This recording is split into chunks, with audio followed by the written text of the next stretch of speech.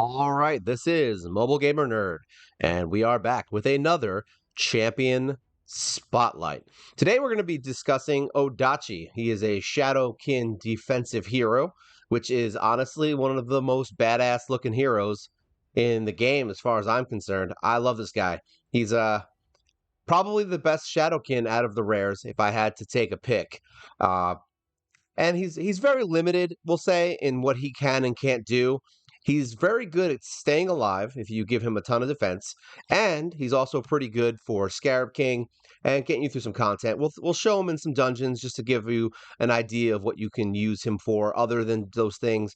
But as of right now, he's very much limited to those few specific things, and he gets me through some content. So let's go through what he does and why he's so cool.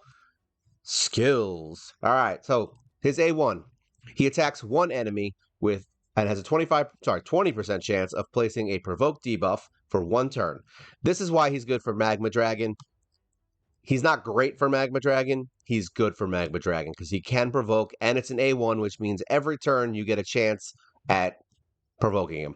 Then you've got his A2, where he attacks all enemies, places a shield buff on this champion for 2 turns, equal to 20% of their max HP. Also good for Scarab King because having a shield stops him from actually doing his counter and hitting you with all of the wonderful debuffs that he loves to do. He also has a block debuffs on all allies for 1 turn and places a 30% increased increased defense buff on all allies for 2 turns. So he's good for keeping your team alive. He's good for blocking debuffs for 1 round. He's good for Scarab King because he can put up a shield, and he's got his little provoke, so he can stop something from attacking you and maybe hurting your whole team. Masteries, we have gone into the offensive tree.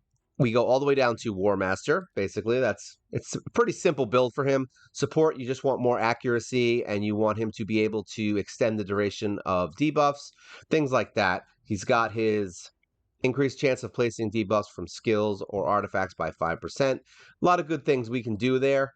Mainly, it's for the provoke, and that's it. Like, that's really what it's for. You could conceivably just put him in a provoke set if you're not using him for Scarab, because I only use him for the shield. So if you have someone that puts up shields a little bit better than Odachi, then you wouldn't need him for that, and you could just use him in regular PvE content or dungeons just to get some debuff blocking and to get some extra defense if your team is having trouble getting through things, because he does actually have pretty decent attack power once you build him up. All right, what do we got? We got him in HP Destroy because we used him in Scarab. That was where I originally started him. Like I said, Provoke would be a good option if you're going to use him for Magma. Otherwise, you can put him whenever you want. You could put him in all defense. You could put him in regen. You can, do it up. Even Lifesteal would probably work on him, to be honest. We have him in a defense glove, a defense chest, and speed boots. We have a defensive ring. We have a crit damage amulet. Reason being, we want him to do more damage, and he has an accuracy hit for his banner. Once again, you want him to be able to hit that provoke. Pretty important. So, total stats. What does he got going on for him? He has 34,000 HP. He's got 1,700 attack, which obviously is not important since he's a defensive hero. 3,400 defense. We could easily go higher. Speed is 182. Reasonable, but not good. 74 crit rate. 111 crit damage. We have 101 resist and 217 accuracy. Using him for Scarab King, you may want to get a little bit more resistance on him just in case they get some attacks off the boss and he ends up provoking you or ends up doing his crazy debuffs that he likes to throw out. Other than that, I mean, really, I would just build up his defense and HP a little bit more, get his speed up a little bit, and get his crit rate a little higher, and I think he would have a really good defensive-based attacker, which is basically what he is. All right, let's get him out of here. Let's go see what he's good at. Let's go look at some things. So, Doom Tower. We are not going to hard mode. We are going to normal. So, we're going to go to the second version. I think that was it. Nope, that was the third version. We're going to go to the second version, because after the third version, he kind of just dies in my team, and I use Jizzo to win, so I'm not going to do that. So, here's the second iteration of Scarab King. Let's auto this bad boy. So basically, he's there just to get you through the waves and to do a little damage to the shield. He has the HP Destroy, which basically means he can do a ton of damage. He can hit. Every time he attacks, basically, he's going to drop that shield down and make sure that Scarab doesn't take a turn. It's nice.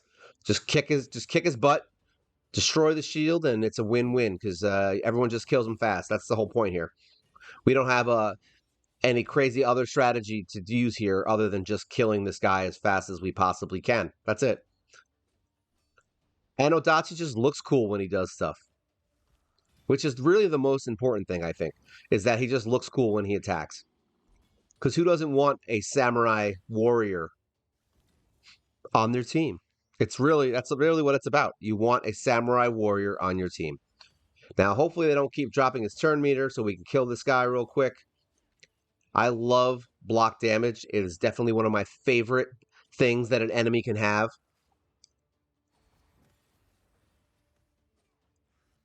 That's right. There we go.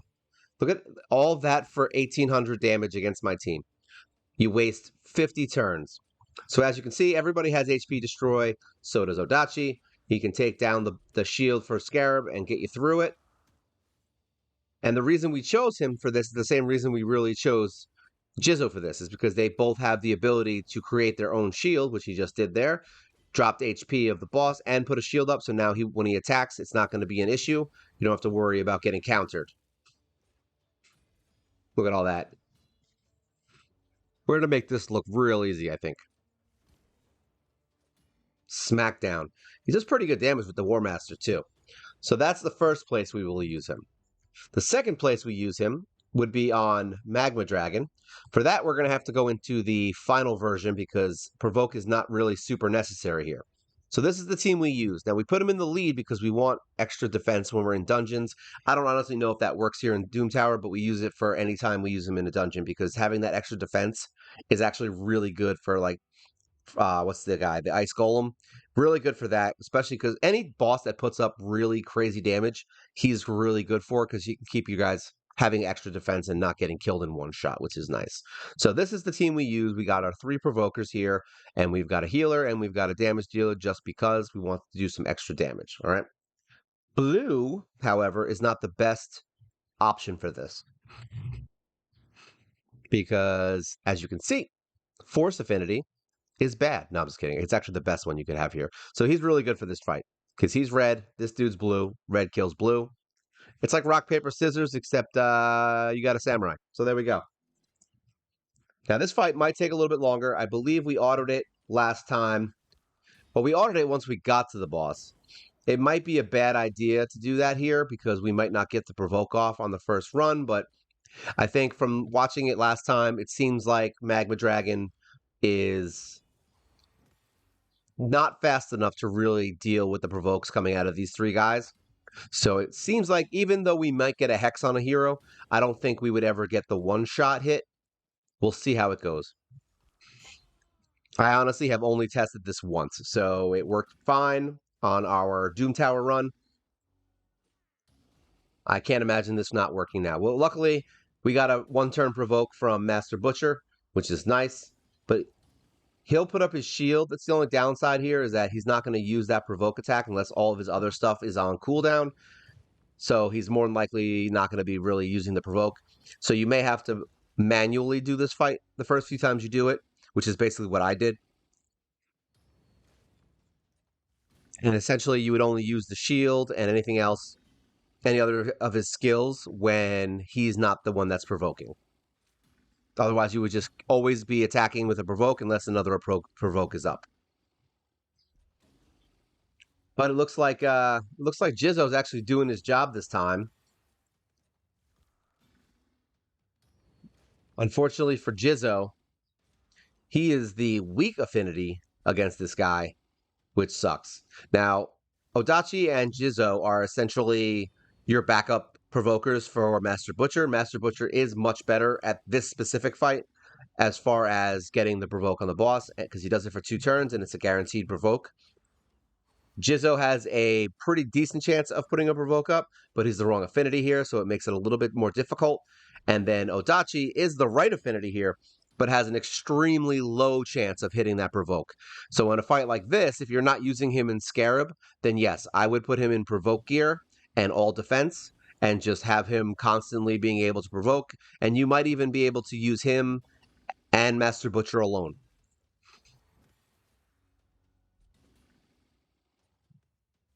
And he's good because he at least has some support for the team. Because that's a lot of times you'll find that you're gonna have a bunch of nukers that are great at killing things, but then as soon as you get to the boss, they really can't handle themselves. They can't keep anybody in the team moving along. They don't really have much support in them other than just kicking people's butts. Now, Odachi is the opposite. You could build him pretty strong with defense, get his crit damage up to like 200. I guarantee you he would rock as a nuker that has support, and he'd be amazing. He is on our Faction Wars team as well because he's awesome. He pretty much one-shots a lot of the waves with that main attack. The only problem is it's on a long cooldown, so it's possible that you'll basically lose on the second round if you're up against really strong enemies. But that's because the rest of my team is level 50.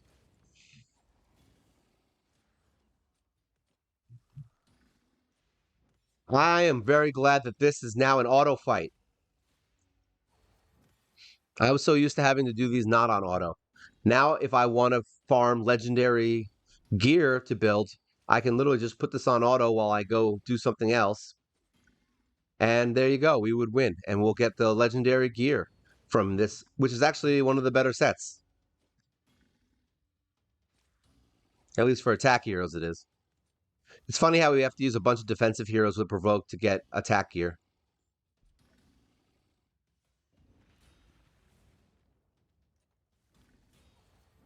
Oh, the cold irony with that. See, and now the Hex is basically useless yet again.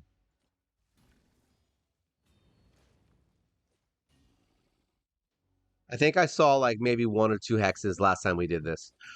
Because you'll just get that one random one off where nobody provokes.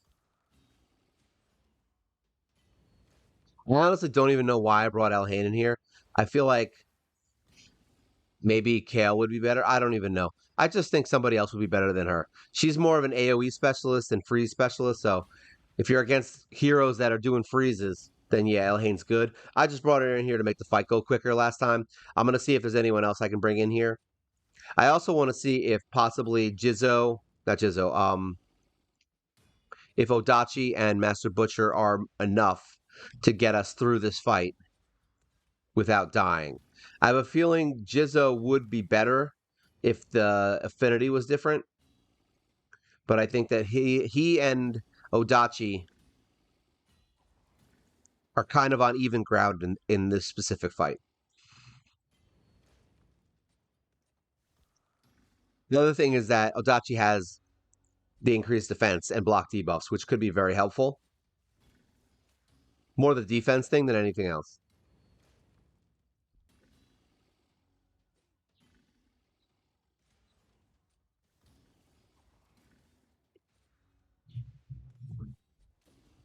This is going much better than last time, and the time is actually not terrible. Not good, but not terrible.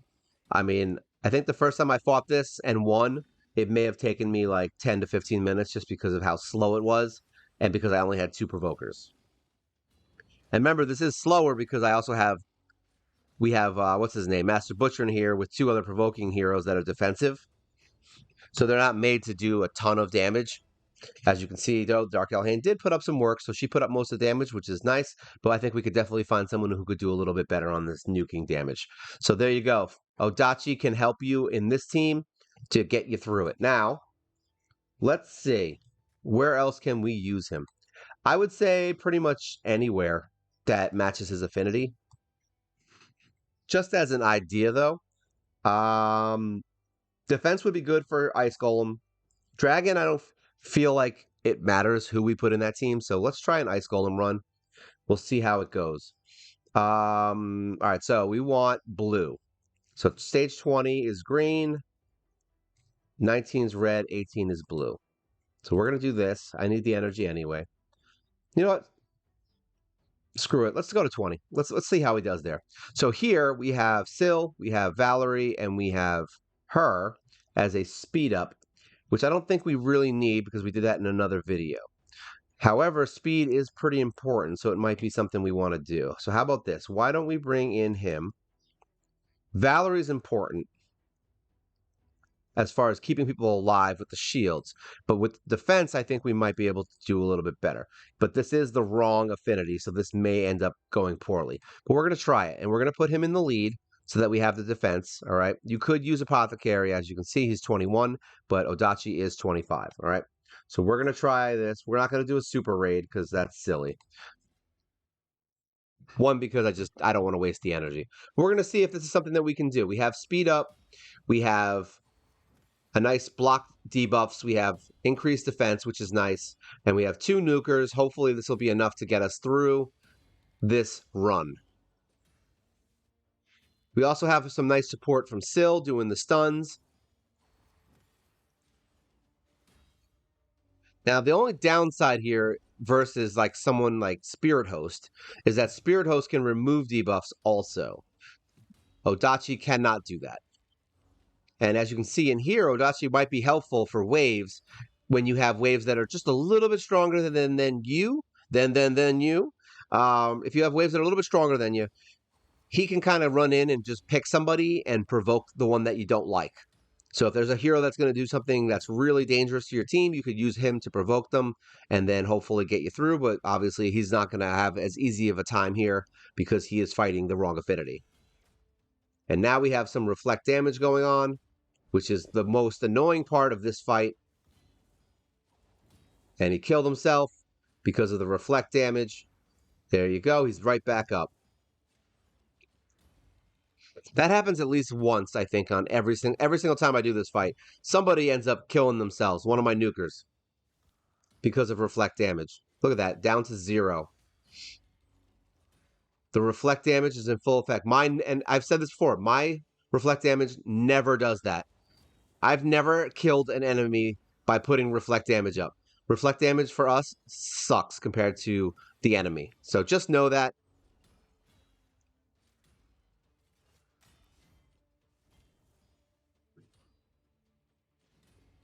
Honestly, the whole thing here is just can they survive? So with the extra defense from his lead and the defense from his skill, hopefully that's enough to keep your team alive so that you don't get your butt handed to you while fighting this guy. See, now we got defense up and block debuffs, which is good, see, for stuff like that with the freeze and the heal reduction. Definitely helpful. The only thing that stinks is it won't take it off, like I said. Spirit Host would take it off. But if you want your team to look cooler, because that's really what it's about, right? We want our team to look cool while beating things. So if we have a team that may or may not be as effective, but they just look badass while they do it, I feel like that's more of a win, right? That's the win we actually want. And I am joking, but at the same time, I feel like that's how a lot of people feel. Like there's a lot of heroes I have that I use simply because I just like how they look. Lord Legionary is a prime example. Loved how that dude is designed, and he is a trash hero.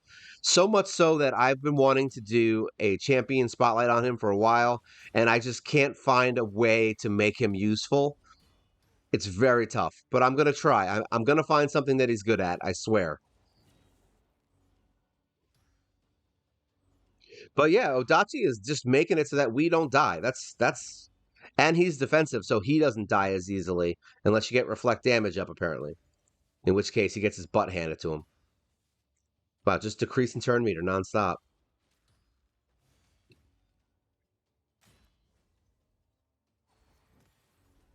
Now, even with the defense up and the defense buff from his aura, you can see that this guy still does some pretty reasonable damage to your team.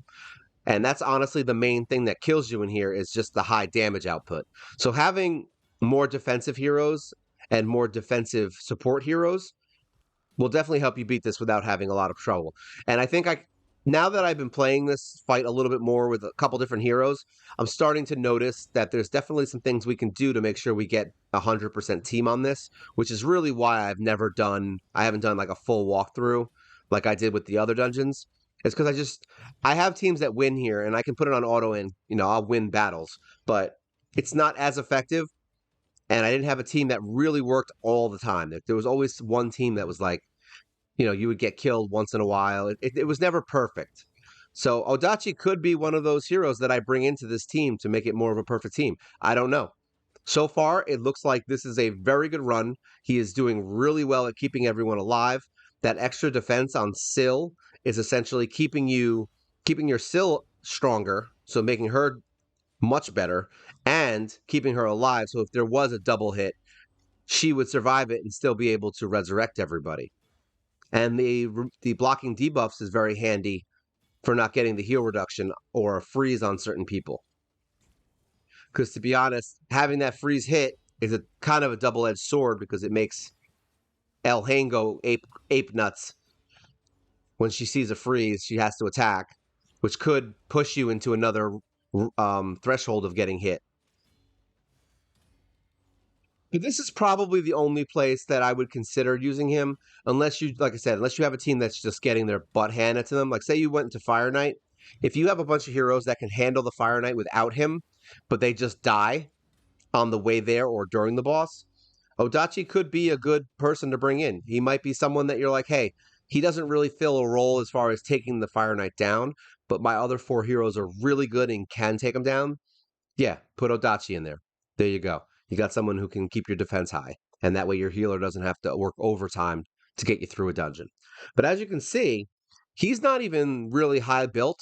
He's reasonably built. He has 3,500 defense, not my highest. My highest is 46 or 47, I think, defense. Syl, I believe, is either at 4,000 or a little bit over 4,000. So yeah, Syl does more damage right now, but I feel like Odachi could get some crit damage if you built him more like a defense nuker. I feel like it might be a good option for him. And I think he would do a lot more damage here and be very helpful. So yeah, he is useful in dungeons as well. So that's a good thing. Let's get out of here. I don't think I need to show the other ones because that dungeon is probably where I would say he's the most valuable. Dragon could work if you're having trouble and you're getting killed quickly. Really, any of the dungeons. I just didn't put him in Dragon because I feel like I fight Dragon all the time. That's why. So we don't want to do that all the time. So if you're looking for a nice rare Shadowkin hero that's badass looking and that can keep your team alive and block debuffs, well, guess what? You got yourself a provoking Odachi here. I was trying to get him for a while. It actually took me, I think, 3 or 4 months to pull him. He was my first Shadowkin that I pulled, and I'm very glad that he was the one that I pulled first because he is my favorite. All right, so hopefully you guys learned something about Odachi today. Hopefully you have a use for him if you have pulled him. Feel free to leave comments below if you use him in certain content. Feel free to tell other people in here. Like I said, this is a group chat basically. I'm not doing this just to teach, everyone what I do. I'm doing this so that you guys can kind of help each other out too. So, once again, this is Odachi. This is Mobile Gamer Nerd, and you guys take care.